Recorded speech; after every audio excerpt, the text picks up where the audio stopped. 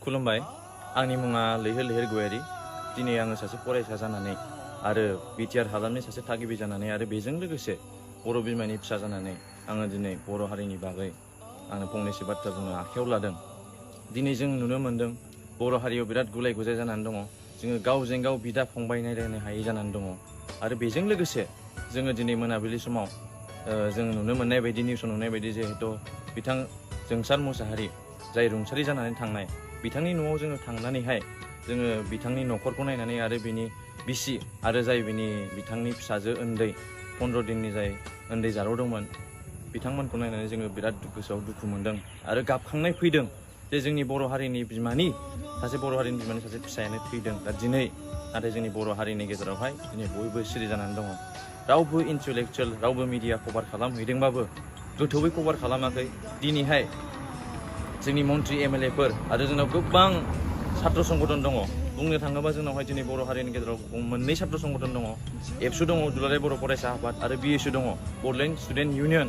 दिनै जोंनि बर' हारिनि जाय सिनस्रि छात्र समाज बिथांमोना दिनै माने सिरि जानानै दङ आरो आं सोंखारिनो सानदों बिथां दिपेन बर' बिथांनिसिम जाय जोंनि दुलाराय बर' फरायसा आफादनि गाहाय आफादगिरि बिथांनिसिम आं सोंखारिनो सानदों दिनै जोंनि बर' फिसाया रुंसारि जानानै थांबाय नाथाय नोंथांमोना दिनै मानो सोंनो फैयाखै? बिथांनि न'खरावहाय माबायदि जानानै दङ?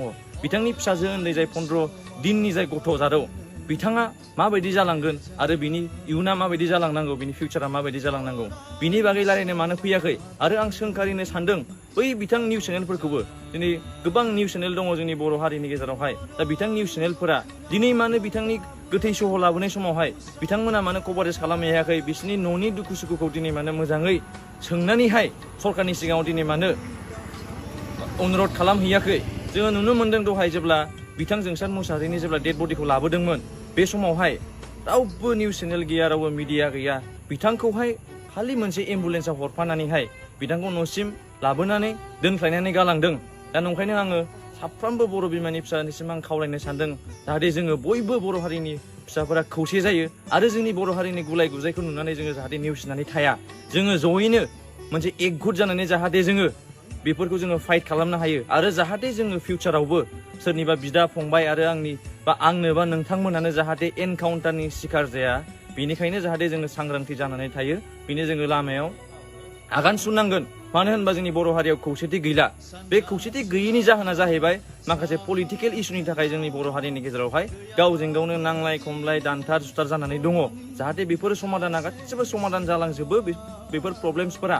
आरो मोनसे खोथा आं बुंनो सानो गोदो जोंनि बड'फा उपेन्द्रनाथ ब्रह्म फादार अफ बड'नि समायनिफ्रायनो जेब्ला जोंनि बड'लेण्ड मुभमेन्ट नांबोबाय थादोंमोन बे समनिफ्रायनो गासिबो जोंनि बिएलटिनि जाय केडारफोरानो हक बा एनडिएफबिनि केडारफोरानो हक बिथांमोना हाग्रायाव थायै थायै बर' हारिनि सान्थिनि थाखाय आरो बर' हारिनि जे उन्नयन बर' हारिया जाहाथे गोख्रोङै गसंनानै संसार जानो हायो, लेखा फरा फरायनो हायो, जाहाथे गुबुन हारिफोरजों गादब जाया नेवसि जाया होननानै जोङो दिनै बड'लेण्ड आन्दलन खालामबोदों। बिनि गेजेरजोंहाय जोंना दिनै मोनथाम सुक्ति जाबाय, बिएसि सुक्ति जाबाय, बिडिसि सुक्ति जाबाय आरो बेजों लोगोसे नै दाख्लैसो जानानै थांनाय बिटिआर सुक्ति जायखौ जोङो पिस एकर्ड बुंनानै बुङो। बेफोर पिस एकर्ड जानायनि उनावबो दिनै जोंनि बर' समाजाव आरो बड'लेण्डनि जे इनभाइरनमेन्टआवहाय दिनैबो माने जोङो पुलिसनि गुलि जानांगौनि दरकार जानानै फैदों।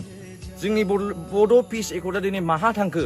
बड' पिस एकर्ड जानायनि गेजेरजों जोङो ओरैबायदिसो जानांगौमोन जाहाथे जोंनि बर' हारिनि गेजेराव आरो रावबो पुलिसनि गुलिनि शिकार जानाङा, रावबो एनकाउन्टार जानाङा। बिनि थाखाय बड' पिस एकर्ड जालांदोंमोन। दिनै नरेन्द्र मदि फैनानै थांदों। दिनै हेमन्त बिश्व शर्मा मोन बायदिया इलेक्सन केम्पेइन खालामनो थाखाय दिनै क'क्राझार, उदालगुरि, बाक्सा, चिराङावहाय खननै खनथाम फैबाय थानो हादों। दिनै जोंनि जाय गिदिर गिदिर लिडारफोर जोंनि एक्स चिफ आरो जोंनि दा प्रेजेन्ट चिफ बिथांमोनहा दिनै मानो सिरि जानानै दङ? बिथांमोनहा मानो बिथांमोननि न'आव थांनानै दिनै माबा मोनसे राहा, माबा मोनसे लामा दिनै मानो दिन्थिहैयाखै? बा बै जारौ उन्दै जाय 15 दिननि जाय जारौ बिनि थाखाय मानो जेबो सुबिदा होआखै आरो न'खरनि थाखाय दिनै जेबो सुबिदा होआखै? ओंखायनो आं खावलायनो सानदों जोंनि बर' हारिनि जेसेबां स्टुडेन्टफोर दङ, आदा आब' आरो आदै मादैफोर दङ जाहाथे बयबो ज' जानानै फै जोङो लोगो नांनानै जोंनि बर' हारिनि सेफटिनि थाखाय आरो जोंनि बर' हारिया जाहाथे गोजौआव गोग्गोमै जौगालाङो बिनि थाखाय जाहाथे जोङो माबा मोनसे सिद्धान्त लानो हायो। बेनि थाखायनो आङो खावलायनो सानदों जोंनि बर' हारिनि फिसाफ्रा सांग्रां जानानै थायो आरो जोंनि बर' हारिनि गुलाय गुजायखौ नुनानै जाहाथे रावबो सिरि थाया।